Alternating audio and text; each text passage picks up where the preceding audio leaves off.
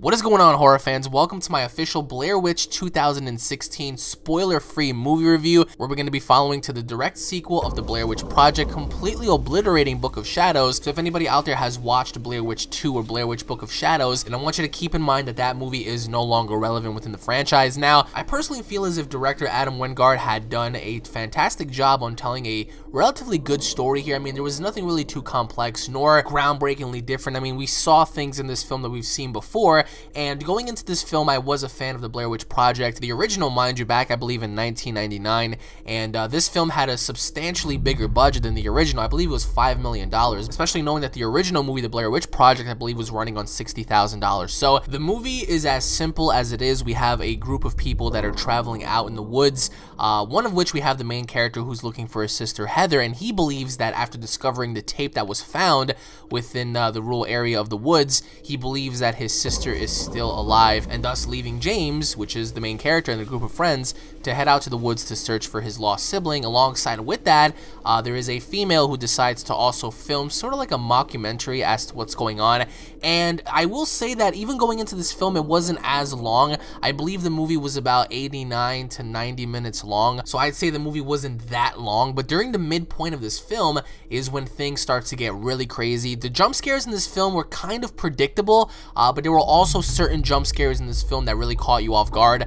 There was one scene in particular, in which case I will explain in my spoiler review, that I was a little disappointed on, because I figured that maybe something was going to happen with that character in particular, but nothing turned out to happen anyway. So the way they wrapped this film up, I believe, was very indefinite. I mean, one thing that I will say is that if you guys are expecting to see the origins as to what's going on in this film and pertains to the witch, I don't know how you'll feel about it, but I'll say that I was just a tad bit disappointed that the legend of the Blair Witch hasn't manifested itself in the flesh, and you guys will see that as you go into this film, so you guys can go on ahead and interpret that however it is you like. But I will say the shaky cam stuff that we saw in the Blair Witch Project movie, the very first movie, there weren't that many shaky cam scenes in this one, which is good. Obviously enough, you want to keep it mystique, you want to keep it mysterious, and you don't want to give away too much. But going into this film, I walked in with kind of high expectations, and I walked out satisfied. I wasn't upset on too much that was featured. I mean, there's one thing in particular that I would have loved to see, but that was never showcased in the film. The first half of the film, obviously enough, we have to create the story and we have to catch up with our characters and pretty much allow them to get settled in. The midpoint of the film was when things started to get really creepy. We saw, certain jump scares. We saw the witch messing with everybody, which was, very, very similar to the Blair Witch Project, the original film.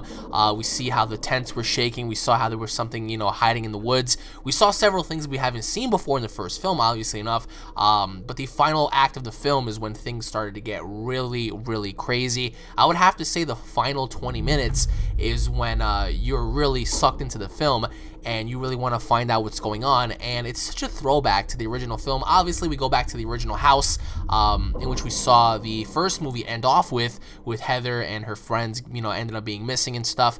And so, this film does tell a very intriguing story on a brother who's trying to find his long-lost sister. So the question that I pose to you guys are, if you were in a similar situation and you came across this tape, would you go back and look for your lost sibling in the woods, knowing the fact that it's been many, many years after, so they might potentially be dead? So they wanted to go out there and they wanted to find out several things, because every character had an agenda. We saw how, James wanted to find his sister, while some of the other characters were a tad bit skeptical. You have to have that incorporated. You can't have every character have like the same mindset. So the death scenes in this film were also pretty crazy. There was one death scene in particular where I was just a little creeped out by, because knowing the fact that it could happen to anybody, it was very good. It was very fitting. So I mean, this movie just goes to show that even being in the woods alone, or even with friends, could be terrifying enough, because we haven't seen a movie surround itself around a wilderness area in a very long time that was good.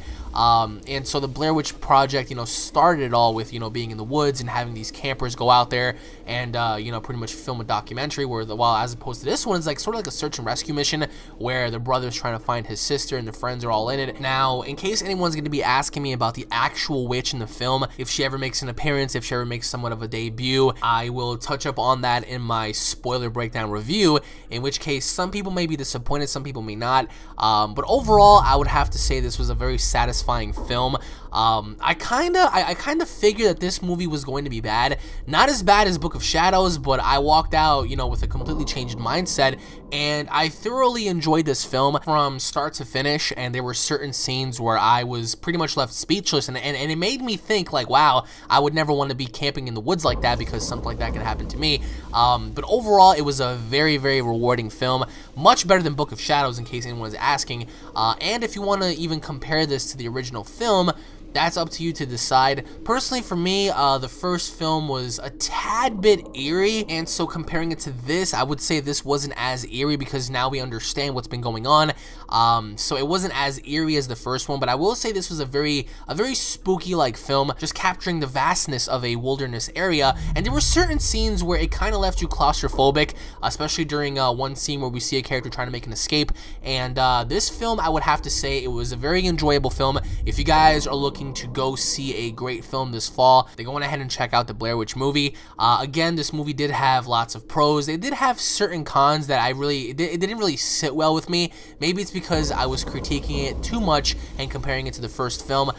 There were certain things that I felt as if could have been done just a tad bit better. The acting in this film, I would say, was the biggest disappointment for me. Some of the characters did not feel as believable as they should have, especially going into this, you know, knowing the fact that something can happen to them.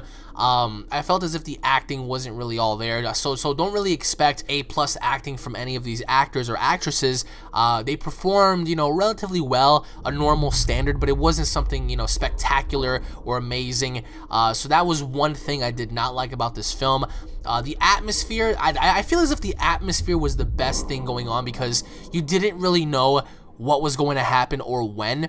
Again, as I said, especially during the midpoint of this film, when things started to really pick up, during the first half of the movie, we see how, you know, something is out there, that, like, you feel as if there's a presence there.